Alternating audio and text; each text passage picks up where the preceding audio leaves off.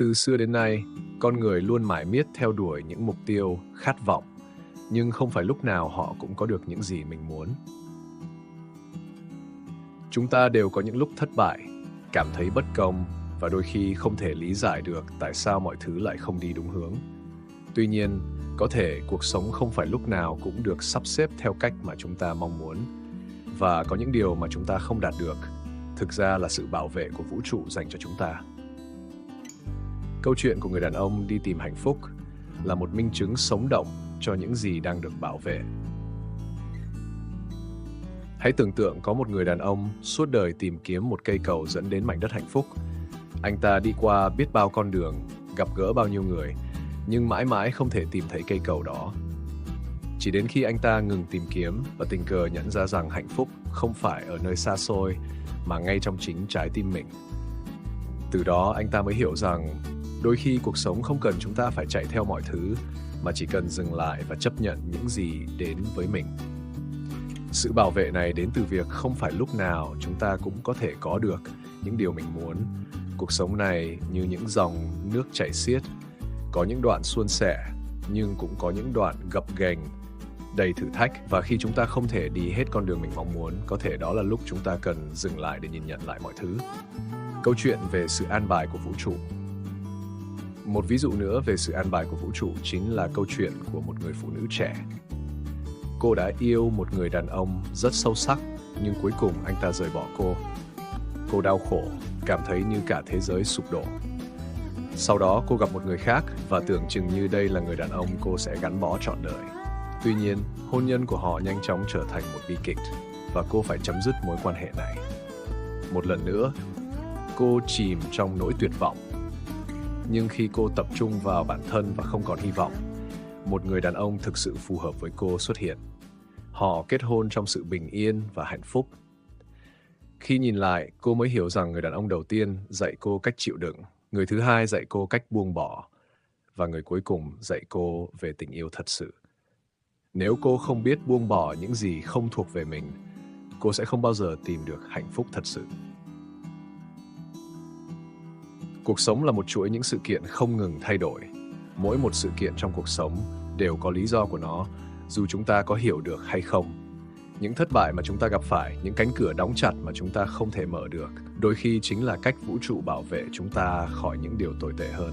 Khi chúng ta buông bỏ, chúng ta không chỉ tránh được những tổn thương lớn hơn, mà còn tạo cơ hội để những điều tốt đẹp hơn xuất hiện trong cuộc sống. Có thể bạn đã từng nghĩ rằng một cơ hội đã vụt khỏi tay mình, nhưng trong thực tế, đó có thể là cách để một cơ hội tốt hơn đến với bạn. Ví dụ, một công việc mà bạn mơ ước đã bị từ chối, nhưng khi bạn tìm được công việc khác, bạn nhận ra rằng đó mới chính là công việc phù hợp với bạn. Những câu chuyện của người đi trước. Cổ nhân đã nói rằng, nếu có duyên, dù cách xa bao nhiêu cũng sẽ gặp lại. Không có duyên, dù ở ngay trước mắt, cũng không thể có được. Điều này có nghĩa là mọi thứ trong cuộc sống đều có sự an bài, dù cho chúng ta không thể nhìn thấy được. Có những con đường, dù chúng ta cố gắng đến đâu, vẫn không bao giờ thuộc về mình. Nhưng thay vì buồn bã và cảm thấy bất công, hãy tin rằng có thể cuộc sống này đang bảo vệ bạn khỏi những đau khổ lớn hơn. Chúng ta đều biết câu chuyện của một người nông dân nghèo, người có một con ngựa duy nhất. Một ngày, con ngựa đó bỏ đi, và mọi người xung quanh đã nói rằng đó là một điều xui xẻo. Nhưng ông nông dân chỉ mỉm cười, không lo lắng. Một tuần sau, con ngựa trở lại, kéo theo một đàn ngựa hoang. Lúc này, mọi người lại nói ông thật may mắn, nhưng ông nông dân vẫn chỉ mỉm cười. Con trai ông nông dân, sau khi cưỡi một con ngựa hoang, bị ngã và gãy chân. Mọi người lại cho rằng đó là một điều không may. Nhưng khi chiến tranh nổ ra và tất cả các thanh niên trong làng bị gọi đi lính, con trai ông nông dân vì bị gãy chân nên không phải đi. Lúc này, mọi người mới nhận ra rằng những điều tưởng chừng như không may mắn lại chính là sự bảo vệ của vũ trụ. Các bạn thân mến, mỗi một sự kiện, dù là thất bại hay thành công, đều có lý do của nó. Có những thứ chúng ta không thể có không phải vì chúng ta không đủ cố gắng, mà vì chúng không phải là của chúng ta. Và khi chúng ta học cách buông bỏ, cuộc sống sẽ mở ra cho chúng ta những cơ hội mới. Thay vì tiếc nuối những gì đã mất, hãy tập trung vào những điều còn lại và đón nhận chúng một cách trọn vẹn. Vì vậy, khi cuộc sống đóng một cánh cửa, đừng quá lo lắng. Hãy tin rằng cánh cửa khác sẽ mở ra và đó có thể là một cơ hội tốt hơn cho bạn. Câu chuyện về người đàn ông tìm kiếm hạnh phúc.